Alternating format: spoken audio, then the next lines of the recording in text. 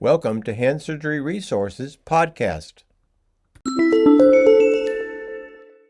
Welcome to Hand Surgery Resources Podcast on Quervain's disease. This podcast highlights the major symptoms, signs, and treatment options for Quervain's disease, also called Quervain's Tenosynovitis or Quervain's tendinitis. One of the most common symptoms associated with Quervain's tendinitis is radial wrist pain aggravated by thumb motion. In chronic cases, there may also be swelling over the radial styloid area. The radial styloid area is located just proximal to the base of the thumb. Quervain's disease is more common in women and is frequently seen in postpartum mothers.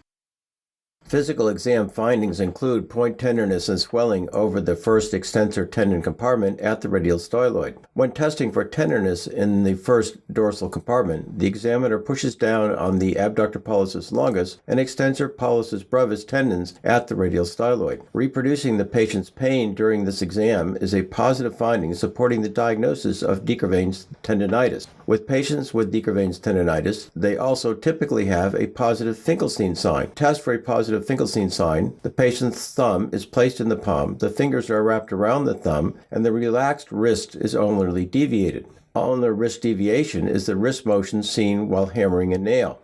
This maneuver pulls the tendons of the first extensor compartment distally through the tight compartment's sheath, and like point tenderness, reproduces the pain associated with Quervain's tendinitis. If this maneuver reproduces the pain at the radial styloid, then the Finkelstein sign is positive and supports the diagnosis. Alternatively, you can do the Finkelstein sign by holding the thumb straight and simply passively flexing the thumb MP joint. This action pulls the extensor pollicis brevis through the first dorsal compartment, causes the pain, and also indicates a positive Finkelstein sign. Note the MP joint is the middle joint of the thumb.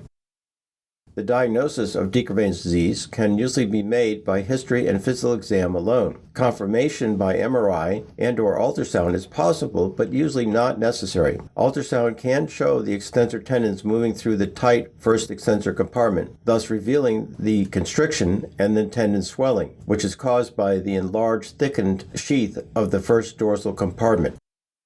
Treatment options for Quervain's disease include nighttime thumb spica splinting, oral or topical NSAIDs like naproxen, cortisone injections, and surgical release of the first extensor compartment.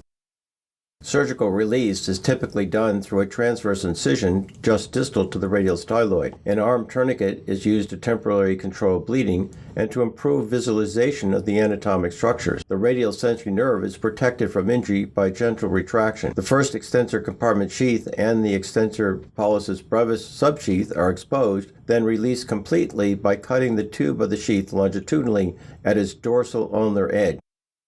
From a surgical point of view, it should be noted that the first extensor tendon compartment contains two extensor tendons, the extensor pollicis brevis and the abductor pollicis longus. However, the abductor pollicis often has multiple tendon slips in the first extensor compartment, sometimes as many as 5 slips. In addition, 70% of the time, the extensor pollicis brevis has a separate internal extensor tendon compartment inside the first extensor compartment, which must also be identified and released.